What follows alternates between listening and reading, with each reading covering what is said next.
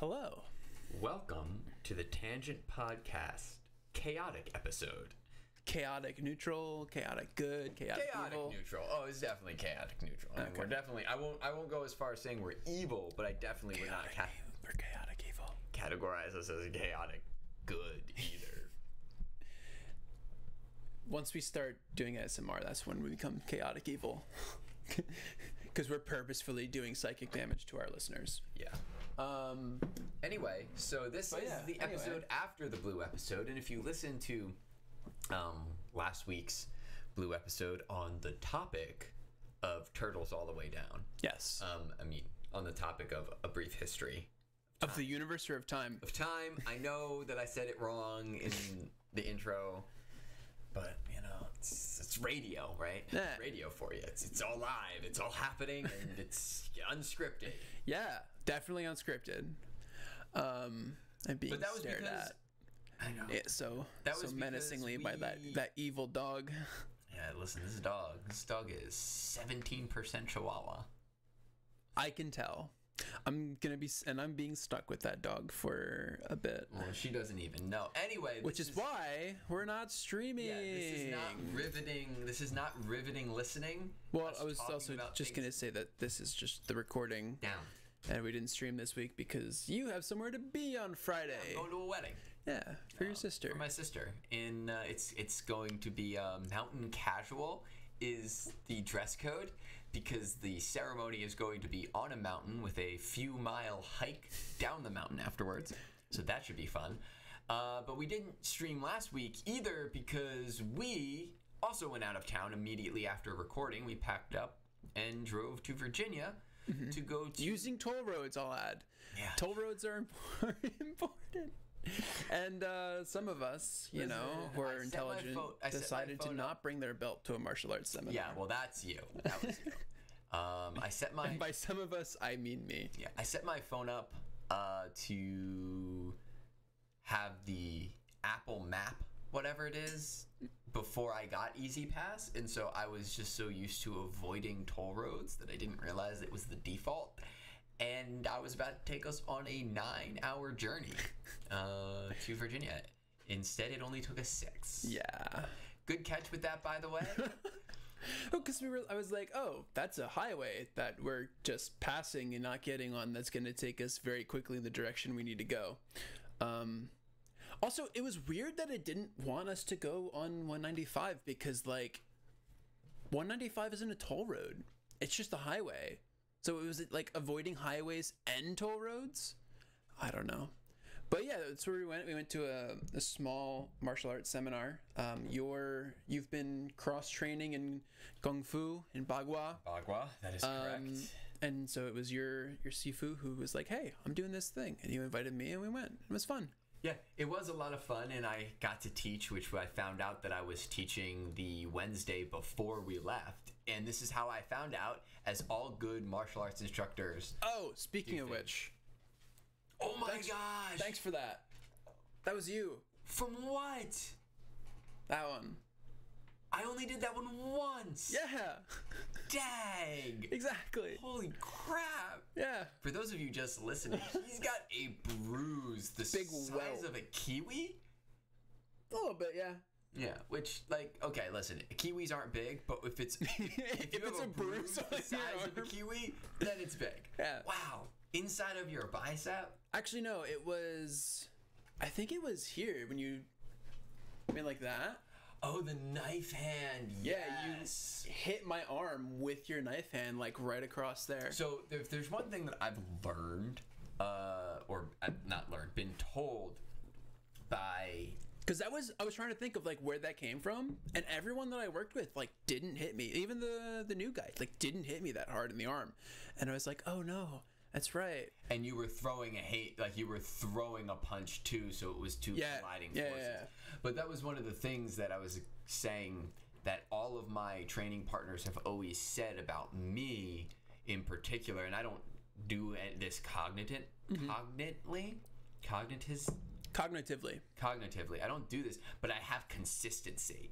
So like I might not have given you that bruise the first time, Right, but I you hit that guarantee same you exact spot. Yeah, right. Yeah. That, like I have that robotic. I hit the same, not robotic, but Yes, you're a robot. You're actually a cyborg. I hit that same spot over and over and over again, and eventually it's going to bruise. Fun fact: I was doing jiu-jitsu, you know, that soft art on one of our black belts, Dave Klaus, and I needed to do Sankyo, which is a move where I have to get the elbow to bend up so that I can scoot underneath of it, and he just wasn't cooperating. So I used the little ball, the little knob of my hand to, again, riveting listening right now if you're not watching my hand motion.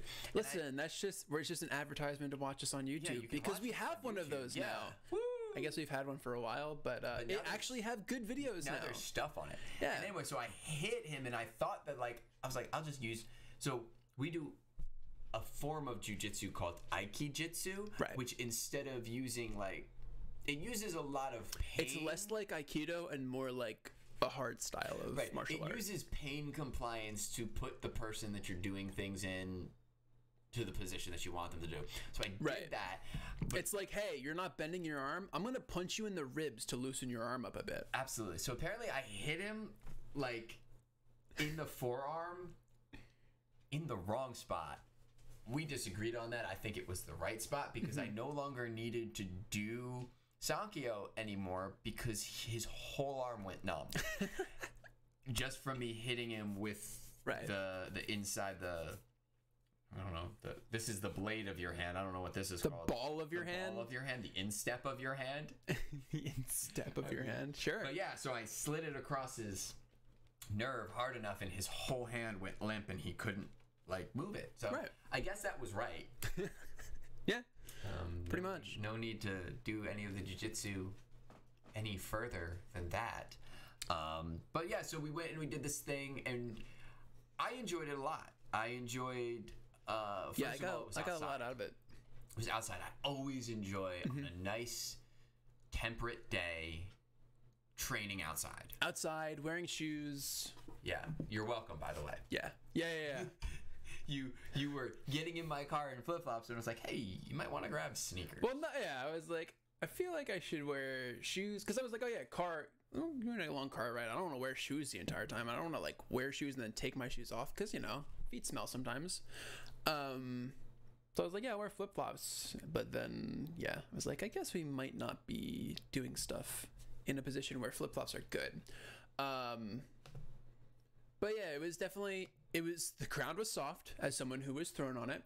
That was another thing that I'm not planning on taking you down, but it just happens. Oh yeah, because I was asked to teach, and then I was like, what am I going to teach? Oh, I'm going to teach a white belt technique that I do basically automatically in my head because it's such a that self-defense is so brainless to me right now that doing the whole thing to completion, it just happens. Right. Oh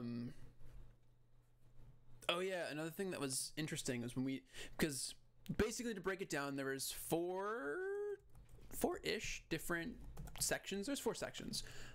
There was Bamente Tai Chi. Yep, that was first. Taught by my Sifu. And then we kind of had more of a lecture style of what is Jay's form? I don't know. It's a family art. I mean, he's obviously done a lot of different things, and he is one of Sifu Martin's instructors in the sense of a gung fu instructor. But I don't know. It was a lot of exactly it was. Right. It was a lot of like street fighting. He went over a lot of just like lecture because we can't really practice that on each other. I mean, we could. It could. Only once. Yeah.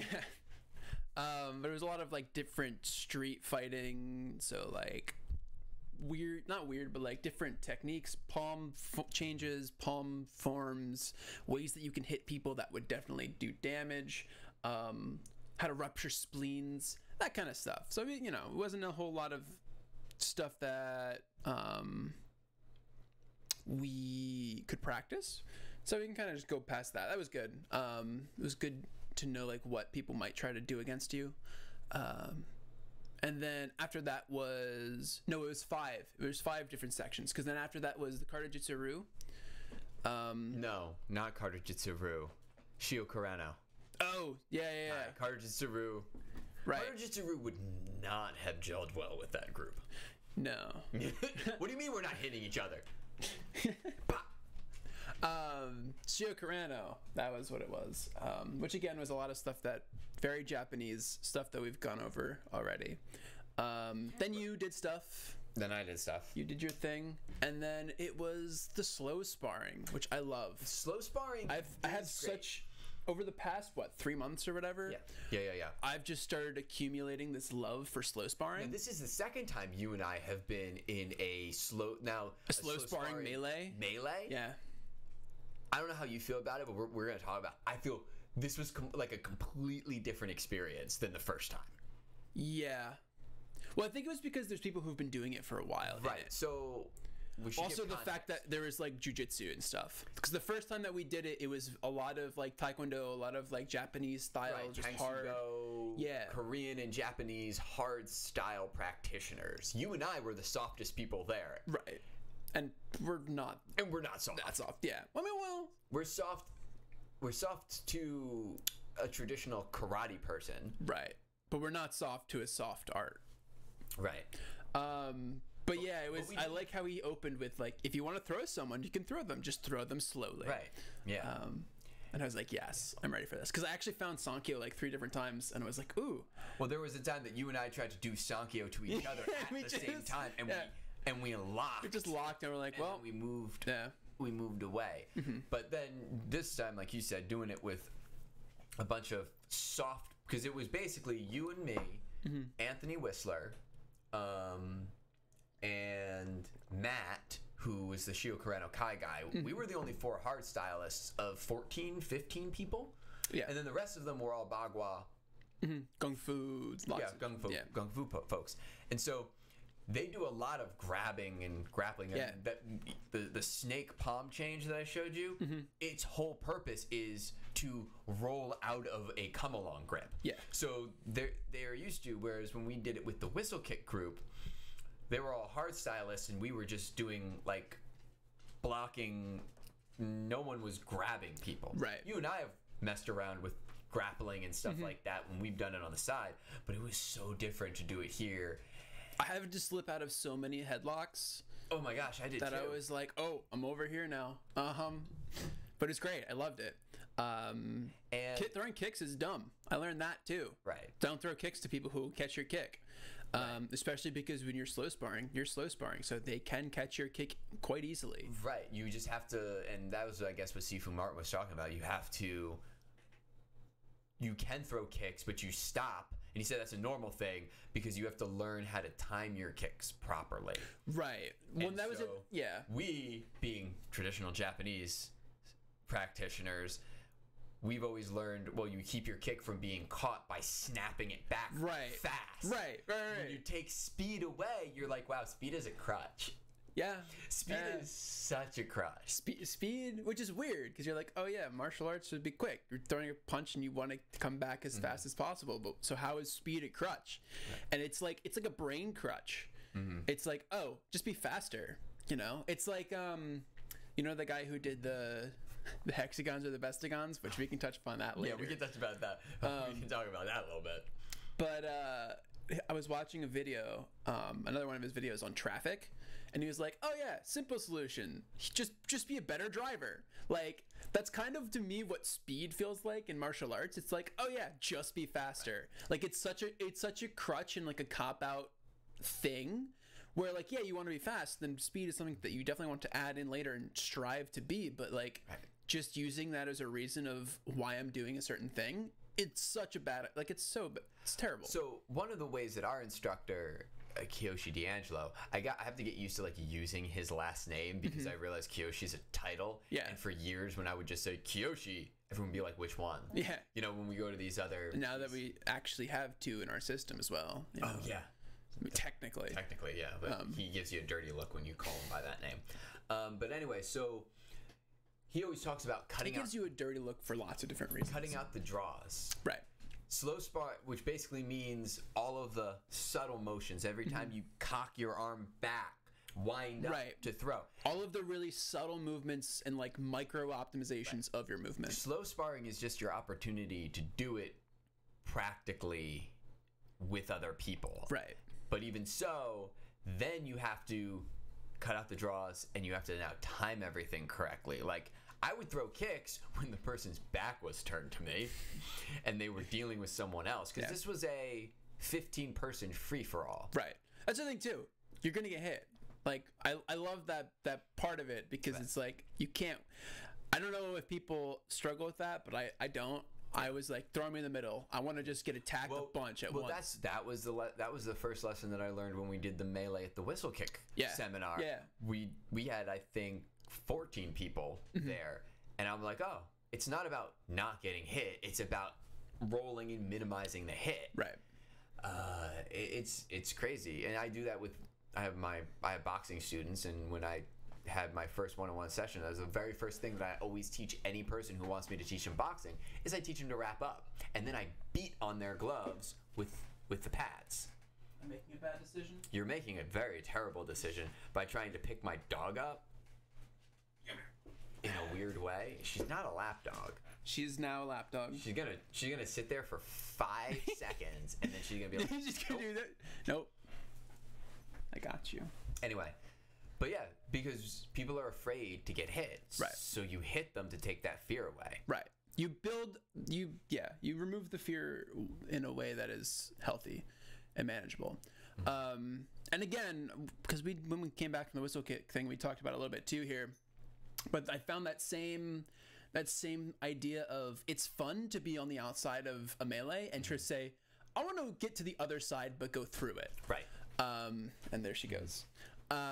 Because it's so interesting to try to go through this big mosh pit and figure out the best way to do it. Yeah. And even Sifu Martin was talking about when he first started slow sparring,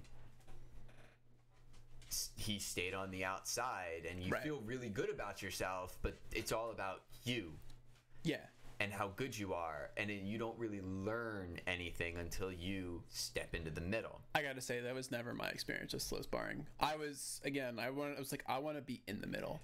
I want to be in there like swimwear. I was glad that we had the experience at the whistle kick seminar before this one. Yeah. Because at the beginning, and I shared this with you the last time, I was thinking critically and realistically, if there's a mob and I have the opportunity to stay on the outside, I'm going to stay on the outside. Right. But then at that seminar, I realized, but this isn't real life. This is a learning experience. Right, that's not what it's for. I'm not learning anything. So then when we did it as a group, I was able to just get right in there. And then after we slow sparred for about, I don't know, like we were going for a decent amount of time. And we had a lot of these like one-on-one sessions that they kind of like spiraled off. And I remember turning around after, like, it was either you or other Anthony that I was moving around with, and they moved off, and I turned and I just saw Sifu Martin, my instructor, the master person there, and he just looked at me and put his hand out, and I was like, this is a mistake. And here's the weird thing, and I gotta talk about it. Yeah. Because, again, the first time we did slow sparring, it was with a bunch of hard stylists who had to learn to be soft. Who we were the softest people there. Right. And even moving with the other Kung Fu practitioners there, like when you put your forearm against their forearm, like you feel that redirection, you feel that resistance. Sifu Martin, he's got to be like, what, 5'9"? He's not a man of tall stature. He's not a tall man, but he's a big man. Right. He's a big biker dude build. That's what I think of when I see him. I put my forearm against this man's forearm, and I felt nothing. He was standing right in front of me. But when our forearms touched, I felt nothing.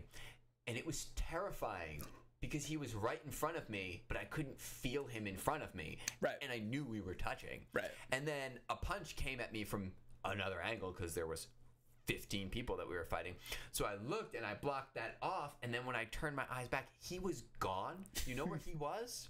Probably behind you. Directly behind me. We were back to back Still didn't feel him there, and then he kicked me in the groin. Which, by the way, that is his go-to in a melee.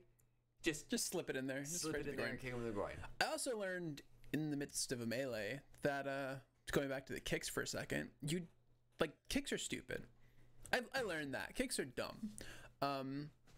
What it's not dumb is attacking someone with a stance. Yes. Attacking with stances is interesting because it's like a kick because you're using your feet, but it's also not. I've been experimenting with that a lot, and it's really been throwing off the intermediate class that we've been doing because we did the 5 technique thing, and I was like, all right, just your legs. Right. And they're like running and they're throwing there's only so many times I can throw the same head kick, and I was like, right. But what if I step through his stance in a horseback stance and then quickly shift my horseback stance into front stance? He falls over. Or even just using Sanchin. Like Sanchin stepping into someone and just setting. That's so... Yeah. Because you're not only just... A Sanchin, to anyone who doesn't know what that is, think about your feet, and to people who are listening and you can't see my hands as I'm doing this, I'm sorry. This is truly great radio. You have your feet almost angled together, and so your knees are kind of pointed in and down. The empty space between your legs makes an hourglass shape. Yeah. But what you do with that is you step in and set, and as you set, your stance on that axis, on the axis between your feet and your hip alignment, is really good at off-centering someone if you're just stepping into them. Especially because when you're stepping into them, if they're in say a good front stance, you're stepping into their weak axis with your strong axis. Yeah, it's crazy. But then we stepped it up a notch because we couldn't just go right. We had too much space. We had So then I don't know what's a good radius, a 3-yard radius, a 4-yard radius circle that we were grouping in. Don't know walking. For those of you who don't know, Bagua Zhang is a form of kung fu that's based on circle walking. So everything is done in a circular motion. There's palm changes that you do, and you do circles. You walk in a circle. Sifu Martin, we were in his backyard. That's where this was. So everything outside is set up for his own personal training, including a small, would you say that was 4 foot in diameter? The circle? Yeah. No, not even. It was 3. It was a yard. It was a 3 foot maybe less than a yard circle of patio blocks. Yeah. Patio blocks. And all 14 of us. It was definitely smaller than my fire pit. All 14 of us had to keep at least 1 foot in that circle. I did keep 1 foot in the circle. I did 2 until someone got into the center of the circle and pushed 3 people into me, and I couldn't roll because there were I think I rolled out of the way of one of them, but since 3 of them were all coming at me, there ended up being a lot of shoving towards the end. Yeah. But that was actually kind of interesting because there was a couple times where I got shoved and I was like, I gotta keep my foot in the circle, so I just 10-conned. So I switched my feet to go with the shove, and it was interesting to just try to work my way around the shoving. Yeah, it was nice, and then we separated, and we what did we do? We did it was groups of 5. We had there was 14 people total. Yeah, it was no, it was an odd number. Because it was an odd number. Because it was groups of 4. It was 7 and 6. There was 13. Yeah. But yeah, we did smaller groups with that same idea. With that same, and that was interesting. Yeah. And then we had a little bit more room to move. I loved it. The whole seminar was great. I took some great stuff away from it. I got something right away, which is how to stand properly, how to stack yourself like a book, or stacking books. And we were talking. I was talking with the other Anthony. Well, you were, I don't know where you were, but him and I were out on the deck to begin with, but him and I were talking about it, and that's what we do on a Saturday Bagua class that I do online, is we just stand. In the previous class, we had just stood for 20 minutes, breathing. Right. And I told him about that, and he goes, that sounds terrible. And then what did we do? The very first thing that we did there is we learned how to stand. Oh, when you guys were just on the front porch drinking? Yeah. Yeah. No, I was talking with Lizzie about stuff. Oh, right, about her school. Yeah. That's right. So talk about the stack of books. Right. So I both hated and loved his way of hanging flesh, was what he called it. Oh yeah. You basically think of your skeletal structure as like a rack, hanger. a coat hanger. Yeah, and there's just flesh hanging on it. I hated it. I hated a lot of what I just said, but it was very descriptive and very helpful. But it makes you understand. Right. You Like, know I'm not supposed to be holding myself up. I'm just supposed to stand myself structurally like a coat hanger, and then just hang. And then there was, some minute details of like pulling your tailbone down and pushing the top of your head up. That was something that I ended up finding myself focusing on.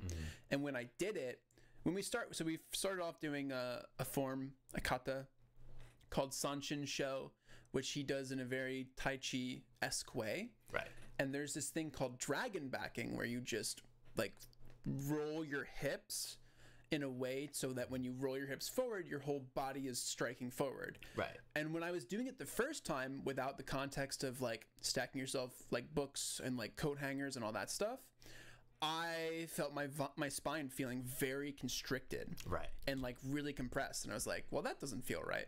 But then once I started focusing on pulling my tailbone down and pulling the top of my head up, I was like, oh, that feels a lot better.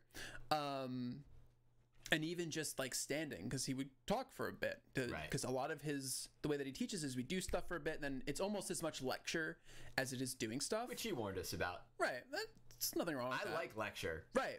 It also is a good way to experiment, but like also feel out how to stand, because that's what I was like, oh, my legs are getting tired. Maybe I'm standing wrong. Yeah. My lower back was like killing me, and I was like, what if I just try to, oh, that feels so much better. Yeah. And that was what the three of us were talking about at the end of that first seminar, when one of Sifu Martin's students approached us, and joined the conversation, and told us about probably his name Jeremy. Jeremy. And told us, because the other Anthony, who had the previous night just told me that he couldn't stand, all of a sudden standing with his stacked book spine, was like, oh my gosh, the pain in my lower back is gone, because I'm not using my lower back to hold my upper body up. And so he's been having some issues as him and I are getting up there in age. Tightness. Plus, he's been doing a lot of like strength exercises, I think, but without the mobility exercises in them. Exactly. Like, he warms up, but he doesn't practice dexterous things. And so then which I've also found myself doing too. I've done it so many times. Yeah. And then I finished a workout, I'm like, wow, I'm really tight for no reason. And so Jeremy then came up and told us about a great book. A book who, at the very title alone, all three of us were like, I want this book. It's called Becoming a Supple Leopard. I thought it was The Art of Becoming a Supple Leopard. Either way, becoming a I want to be a supple leopard. That's what I learned. Yeah. The Art of Becoming a Supple Leopard. Whatever it is, it's great. It's like a $20-something textbook. And it's hardcover. It's on Amazon. All of us put it on our wish list. Anthony bought it. And he's our test dummy. And he overnighted it to his house with Amazon Prime. Amazon is not a sponsor unless they want to be. Yeah. All open to it. Yeah. Also, to anyone who wants to buy it, it is on Amazon for like $30 hardcover. Not bad. It's a thick book, and the guy who recommended it to us even said that he was in tears doing some of the things, but his body has never felt better. So Anthony got it, and he texted me today, and he goes, I was just flipping through trying some things, and I think I popped my pelvis back into place. And he didn't even know his pelvis was out of place. And that's just like flipping through. So I'm very interested. Like you said, he's our test dummy, and he's gonna see how it goes. I want to know, like, in a week or two. I want to see how he feels, and if he feels good, I might do the same and just overnight ship it. Yeah, I figure he starts using it, right? And he's got that, and all next week, if he's doing it, I'm gonna talk to him more about it next weekend, because next weekend is the Segido anniversary weekend, so he'll be here, and I can just say, all right, Supple First thing Leopard. first thing I'm gonna say when I see him. So, do you feel like a supple leopard yet? And I'll say it loudly and direct it at him. From the other side of the room. Hey Anthony, hey Sensei, you feel like a supple leopard yet? And just watch the responses. Yeah. Because I love chaos. Oh my gosh, it'll be great. It'll be fantastic. But yeah, that's definitely something that I want to find, because I can stretch and warm up, and I've been trying to do like more mobility exercises, but I definitely find myself slacking in areas, and it would be good to know, because I've just been like piecing together stuff. It would be good to have a source to just like say, oh, this is a good reference. This is my supple leopard Bible, and for lack of a better way of putting it. And that also is a good way of putting it, I guess. I have always been super flexible, and I've taken advantage of that. I've taken it for granted. Me too. And now I'm getting to the point where my mind thinks that I can still do things that I can't do. Right. And I sent you that PDF book that's free on whistlekick.com. It's on flexibility specifically for martial arts, and I read the forward to it, but I've never actually sat down and done it, because it gives you a stretching form to do, like a kata. Just think about everything like a martial artist, right? And it says, like, right there, Jeremy Lesniak, when he the author of the book, is saying that when you stretch before you work out, different Jeremy than the Jeremy. Yeah, different Jeremy than the Supple Leopard Jeremy. Yeah. That'll be what it'll be: Whistle Kick Jeremy and Supple Leopard Jeremy. But that's what he was. That's what he was saying in the book, is that when you stretch before you work out, that's not the same stretching that you do to increase your flexibility. You have to do specific stretches to increase your flexibility. When you stretch before you work out, that's just you limbering up and working out the kinks to get ready to move at what your flexibility and your dexterity level already is. I really need to revisit that book and actually do it. Right. Before I got a new phone and didn't reinstall TikTok onto it, I found I found a TikTok. You have so many TikToks waiting in your inbox of stuff that I have sent you, dude. I haven't been on it in like... Your life's probably better for it. Yeah. I mean, yeah, for the most part. There are interesting things to use. It's like I like TikTok as using Wikipedia, where it's like something that is probably right to some degree, but I shouldn't be trusting it as a source of information. I should be using it as a way to look up other stuff. As long as you cultivate your For You page and you stay in your lane, you're good. It takes watching... When I start getting ASMR and like... It takes watching 2 videos for longer than 2 seconds that you don't want, and then your For You page is going to be all things from that section of TikTok. I can't rag on TikTok too much because I met my girlfriend through that, so like, just weird. It's a weird thing to say, but you know, some people met their significant other on Tinder. True. I've never met anyone who's met their significant other on Hinge, though, and that's supposedly. What is Hinge? Exactly. Okay. Anyway, continue. I interrupted you. That's fine. I do it to you all the time.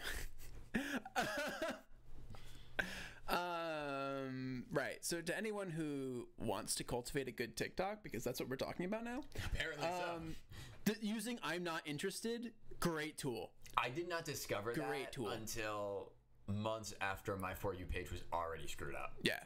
But anyway, I found this thing on TikTok that was talking about like how stretching is useless, quote unquote.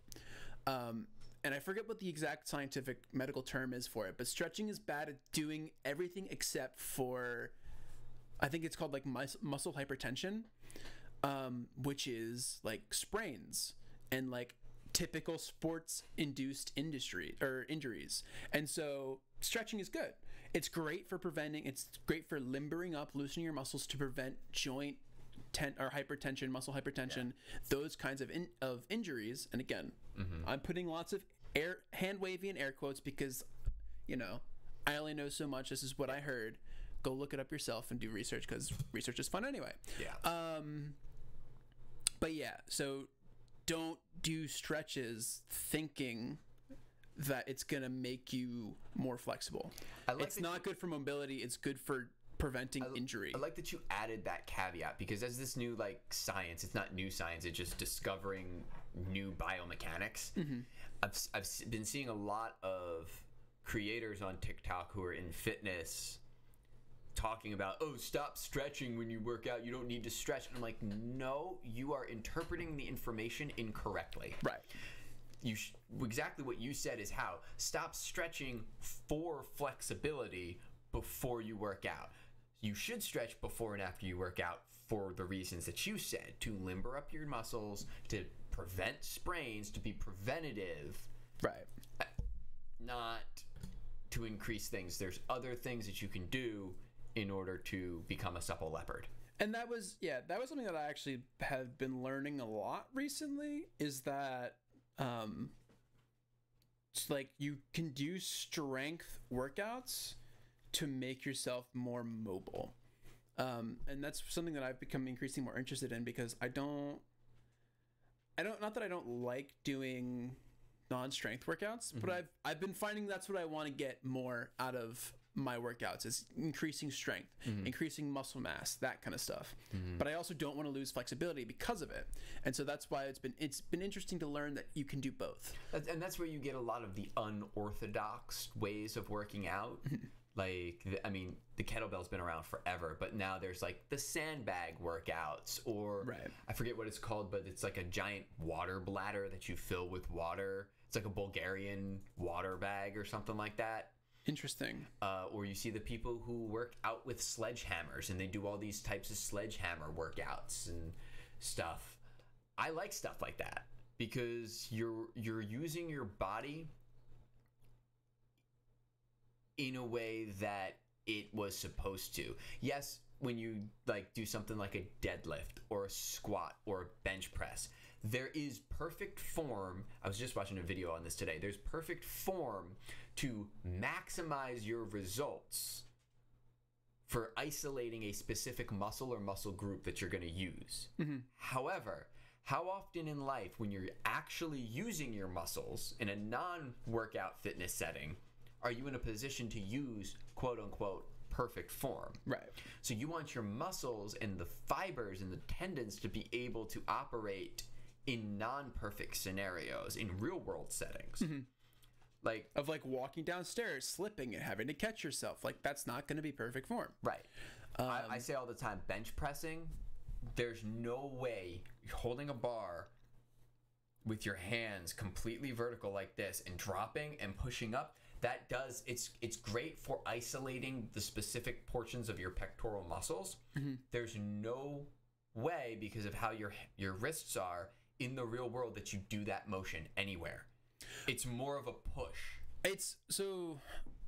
I think that there's definitely reason for it. I don't think it's just because like there's no real world application, but it does specifically target pecs, and it also can hit your lats well. Right. No, that's if you have the proper form of it. That's the reason for it. Right. But right. the motion doesn't exist in a real world application. So I'm not saying don't do a squat, don't bench press, don't do a curl. Right. Because a lot of those, there's not. Even the way that you do a perfect curl, you don't hold your wrist straight like this when you pick something up. Right. You know, but there's real world mobility. What was that we were saying, Anthony, about? Oh, deadlifting a motorcycle. Yeah, deadlifting a motorcycle. Right? There's real world mobility strength training, and then there's isolating resistance training with perfect form in order to get the maximum results from your movement. Right. And you should more than likely be doing both. More than likely. Absolutely. As a certified personal trainer, I will say you should be doing both. Right. I can't say that because I'm not a certified. And honestly, the mobility stuff I like, because the mobility stuff also increase, like if you do resistance training with mobility, it will increase your stamina. And I do not like running. And whenever people think you got to do cardio, they're like, oh, cardio, running, stair climber, elliptical, biking, like all the things that I don't like to do. Like I'll go for a 5-hour walk before I'll run 5 miles. 5 miles is a lot. I know. 3 isn't so bad. 5 is a lot. But anyway, doing a lot of doing kettlebell workouts, that's you strength training and cardio training depending on how you do it. Kettlebell swings, dude, the kettlebell thing that I built that you and I did, where it was you do each workout for 60 seconds with a 30-second break in between. You run that circuit, that thing is killer. That's killer cardio. And you're swinging 20 pounds all around your body all during it. Shameless plug. Shameless plug, yeah. If anyone wants good kettlebell workouts or workout routines from our very own certified personal trainer, Victor, let us know and we'll find ways of making that available, because until now, we're just kind of just doing stuff. Yeah. But if that's something that people are interested in, we can get her done. And one of the things that I'll just say, because I've had a few clients here and there, mainly self-defense and kickboxing clients, honestly, but I love taking stuff that I've already built and adapting it to the needs of the person. So yeah, I've got pre-made stuff, but I love building routines and figuring out what best suits people's needs, because here's another thing. Not everyone can do the same stuff. Right. Not everyone can stand with their feet shoulder width apart, flat-footed, and do a deep squat, ass to grass, as they say. And that doesn't have to do with flexibility. That has to do with anatomy of your bones. Right. There are some or people, even if it does have to do with flexibility, you just can't do that yet.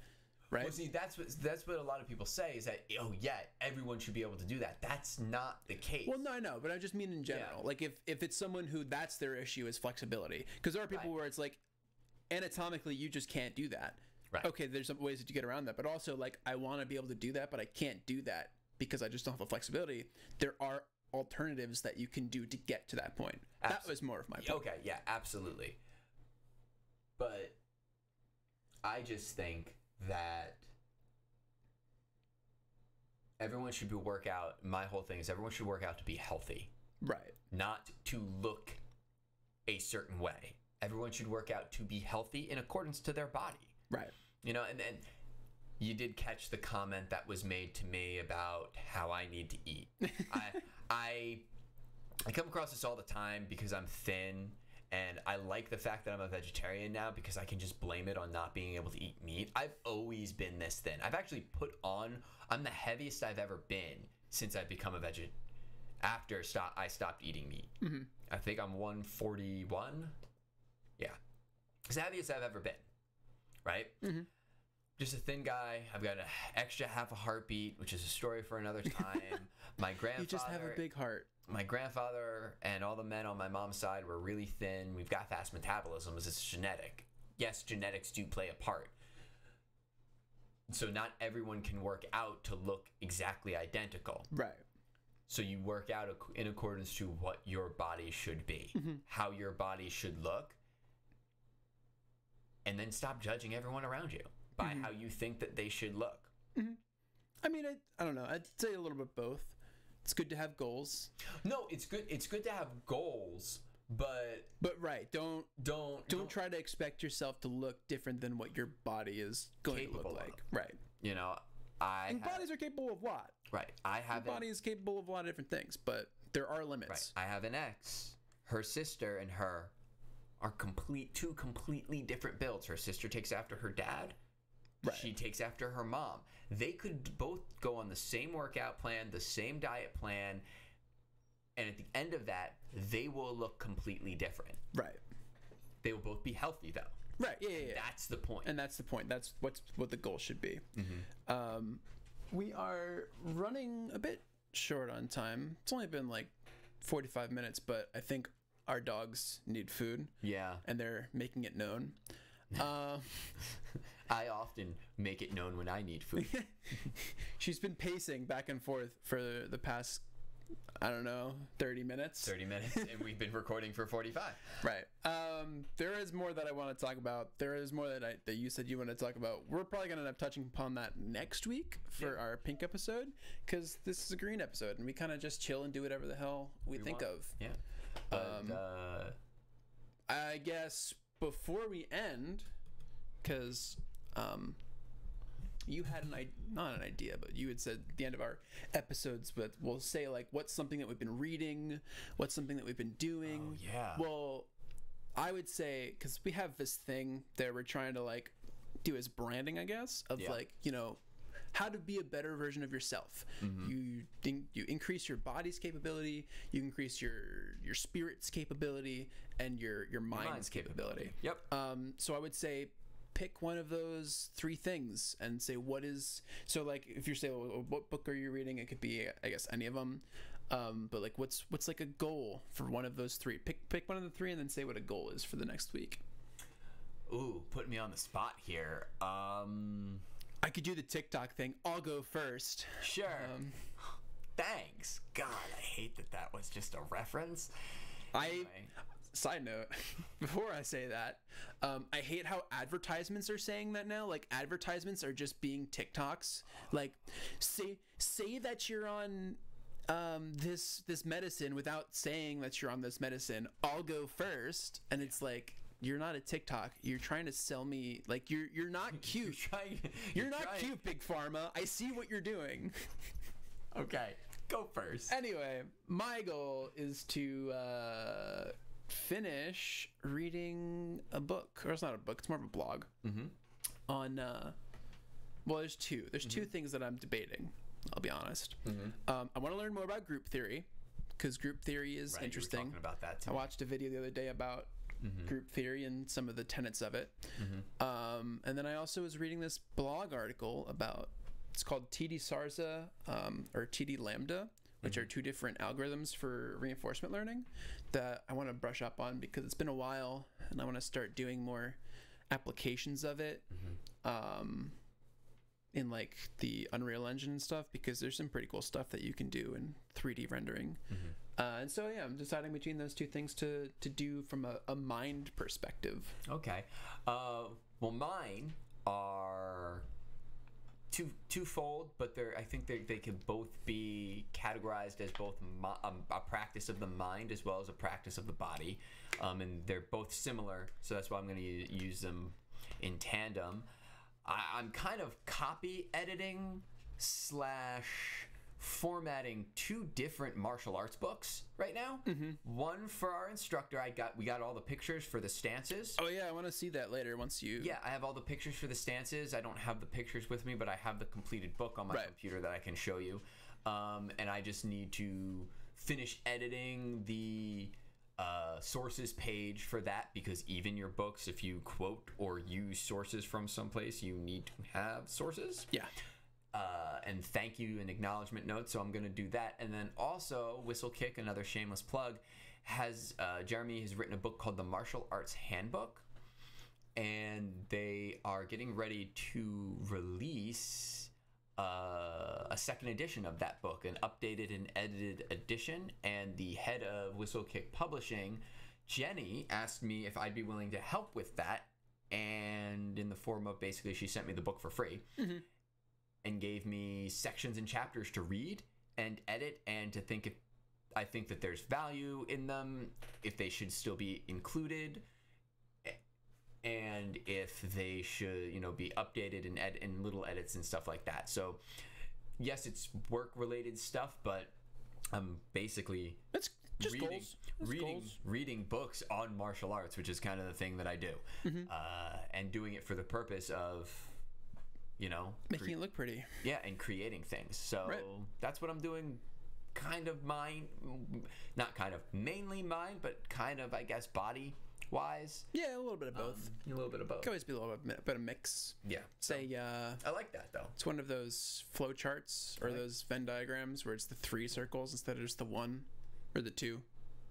Be kind of weird to have a Venn diagram where it's just one circle. I was gonna say a Venn diagram with one circle is really just a group. No, it's a set. I was gonna say that too. I was gonna say if it's a group, you need an operator. Oh my god.